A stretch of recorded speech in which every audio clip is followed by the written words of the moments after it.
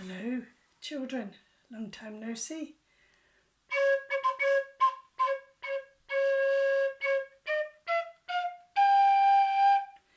Grandma story time, and excitingly, I've got some new books because I was running out of exciting books to read to you, and I'm going to start with one that's perhaps a bit older for older children and people like Jim and Elliot and Leon, and maybe some of you too.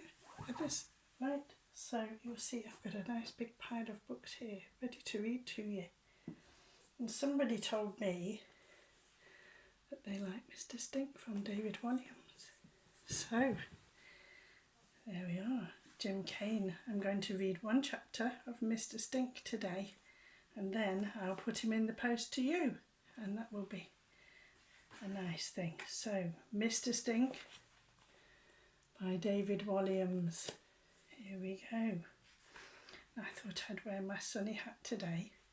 And can you see where I am? I'm in your bedroom, well, the little bedroom that belongs to all of you when you want to come and stay and sleep in the little beds. And I've got all the guests with me, everybody, even the dinosaur, and even a little Peppa Pig, and everybody. So here we go. Mr. Stink by David Walliams.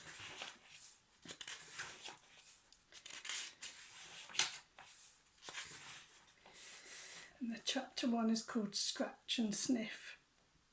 Mr. Stink stank. He also stunk. And if it is correct English to say he stinked, then he stinked as well. He was the stinkiest stinker who ever lived. The stinkiest stinker who ever lived. A stink is the worst type of smell. A stink is worse than a stench. And a stench is worse than a pong. And a pong is worse than a whiff. And a whiff can be enough to make your nose wrinkle. It wasn't Mr. Stink's fault that he stank. He was a tramp after all. He didn't have a home, and so he never had the opportunity to have a proper wash like you and me. After a while, the smell just got worse and worse. Here's a picture of Mr. Stink. He's quite a snappy dresser in his bow tie and tweed jacket, isn't he? But don't be fooled. The illustration doesn't do justice to the smell.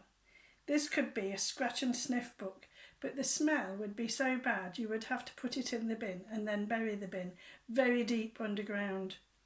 That's his little black dog with him, the Duchess. The Duchess wasn't any particular kind of dog. She was just a dog.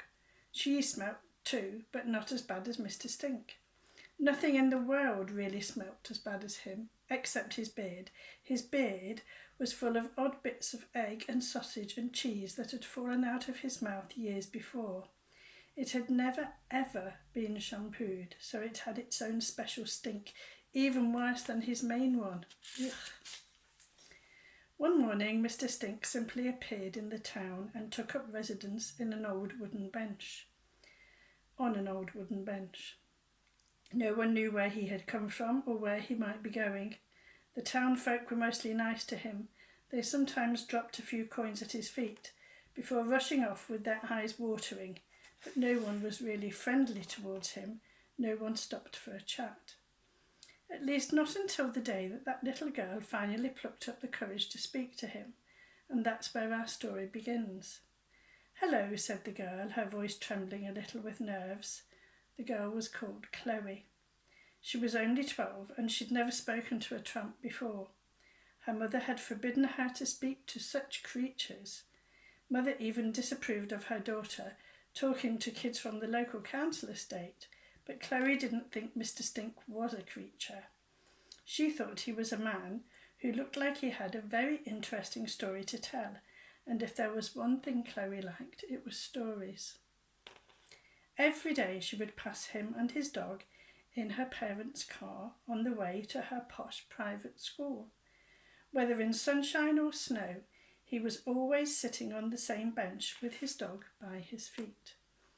As she luxuriated on the leather of the back seat with her poisonous little sister Annabelle, Chloe would look out of the window at him and wonder.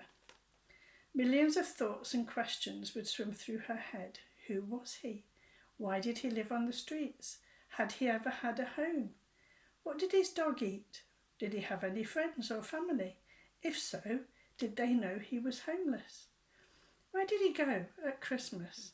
If you wanted to write him a letter, what address would you put on the envelope? The bench, you know, the one around the corner from the bus stop. When was the last time he'd had a bath? And could his name really be Mr. Stink? Chloe was the kind of girl who loved being alone with her thoughts. Often she would sit on her bed and make up stories about Mr. Stink. Sitting on her own in her room, she would come up with all kinds of fantastical tales.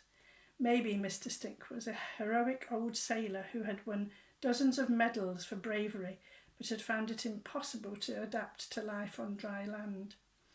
Or perhaps he was a world-famous opera singer who, one night, upon hitting the top note in an aria at the Royal Opera House in London, lost his voice and could never sing again. Or maybe he was really a Russian secret agent who had put on an elaborate tramp disguise to spy on the people of the town. Chloe didn't know anything about Mr. Stink, but what she did know on that day, when she stopped to talk to him for the first time, was that he looked like he needed a £5 note. He looked like he needed the £5 note she was holding much more than she did. He seemed lonely too, not just alone, but lonely in his soul. That made Chloe sad. She knew full well what it was like to feel lonely. Chloe didn't like school very much. Mother had insisted on sending her to a posh all-girls secondary school, and she hadn't made any friends there. Chloe didn't like being at home much either. Whenever she was, she had the feeling that she didn't quite fit in. What's more, it was Chloe's least favourite time of year, Christmas.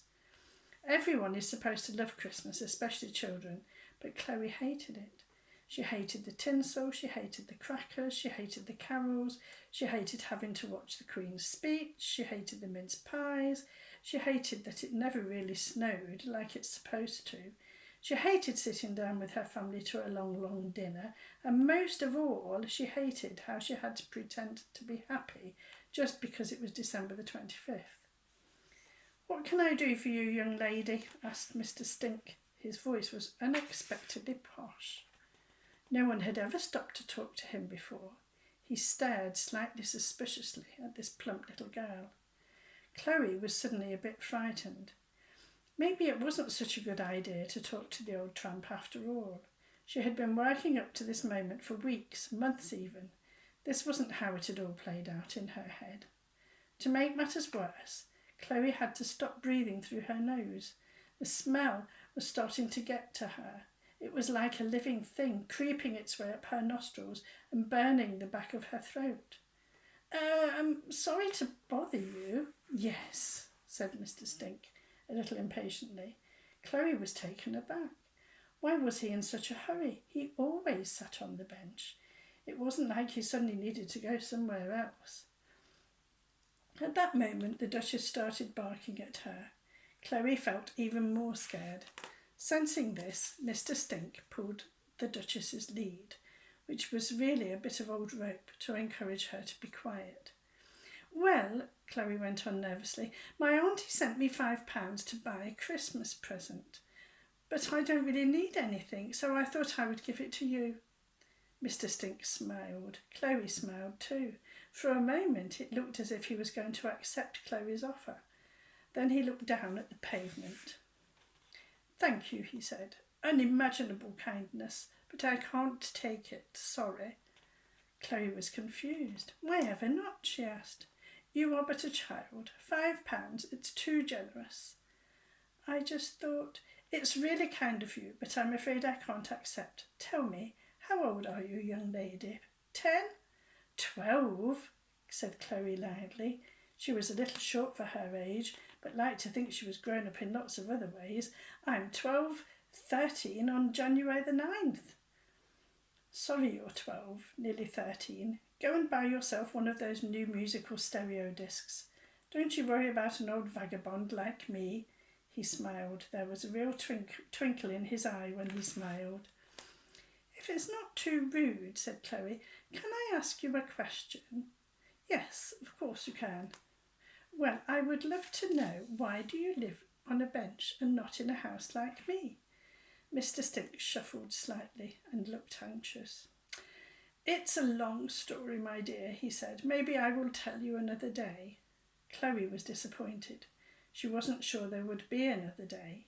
If her mother found out that she was even talking to this man, let alone offering him money, she would do her nut. Well, sorry for bothering you, said Chloe. Have a lovely day. As the words came out, she cringed.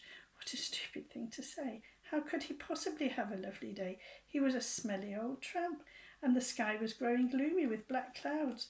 She took a few paces up the street, feeling embarrassed. What's that on your back, child? Called out Mr. Stink.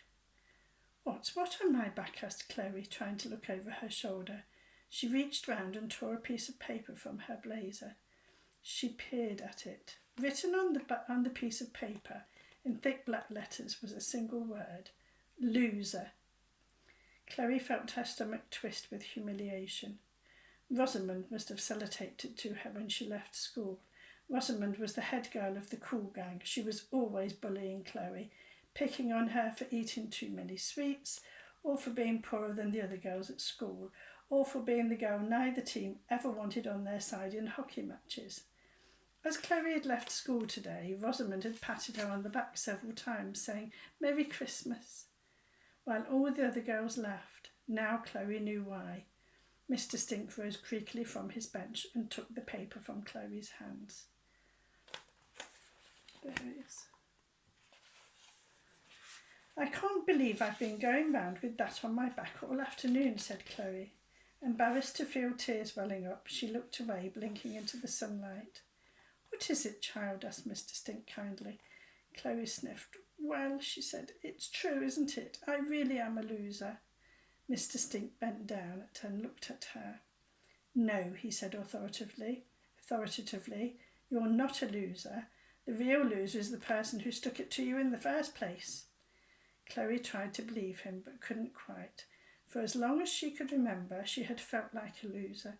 Maybe Rosamond and all those other girls in her gang were right. There's only one place for this, said Mr. Stink. He screwed up the piece of paper and, like a professional cricketer, expertly bowled it into the bin. Chloe clocked this, and her imagination instantly started whirring. Had he once been the captain of the England cricket team? Mr. Stink brushed his hands together. Good riddance to bad rubbish, he said. Thanks, murmured Chloe. Not at all, said Mr. Stink. You mustn't let bullies get you down. I'll try, said Chloe. Nice to meet you, Mr. She began. Everyone called him Mr. Stink, but she didn't know if he knew that. It felt rude to say it to his face. Stink, he said. They call me Mr. Stink. Oh, nice to meet you, Mr. Stink. I'm Chloe. Hello, Chloe, said Mr. Stink. You know, Mr. Stink, said Chloe. I still might go to the shops. Do you need anything, like a bar of soap or something? Thank you, my dear, he replied, but I have no use for soap. You see, I had a bath only last year, but I would love some sausages. I do adore a nice meaty sausage. And that's the end of chapter 1. So you have to read the rest of it yourself, Mr. Jim Kane. Okay, and next time I will read another one of these new books. I wonder what it will be. There. Right. But I don't with my recorder. Never mind, we'll finish with this.